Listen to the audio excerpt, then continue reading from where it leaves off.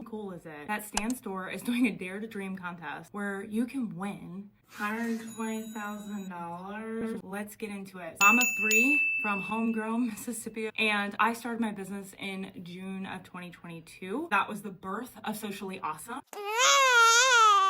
But our middle child, Caiden, is actually on the autism spectrum. So when he was diagnosed, it was an entire different life. All the therapies, all the appointments. We got speech, OT, ABA, regular doctor's appointments for the diagnosis. But that wasn't possible sitting behind a desk working for someone else. I could no longer put a career in front of my child's healthcare. I left my job. I started my companies. Ausome is actually how they spell awesome a lot of times in the autism communities. And for me, it's been the driving factor for everything, how I show up in my business. What I have found by studying Caiden and learning more about ASD is that he says what's on his mind. He's bold, he's direct, he doesn't apologize for it. That has always been pillars of my business, to show up online uniquely. Stan Store actually came across, I think, my TikTok timeline years ago, and one of the struggles that most entrepreneurs face when they're first getting started is the tech. For me, and in my programs, I knew that was going to be a challenge for them. I partnered with Stan, I learned Stan, and the fact that I could set it up in a matter of minutes, it was too easy to ignore. As I've worked with Stan, I just am blown away by the company. Their customer experience and their customer service and how they treat their ambassadors and their partners is absolutely unmatched. This contest is the perfect example. Just to be able to give this opportunity to someone, it absolutely would be life-changing, because one of the things that I put on my dream board back in early 2023 was I wanted to start a nonprofit. Not only did Caiden's story inspire me enough to build an entire life of being unapologetically us and showing up boldly,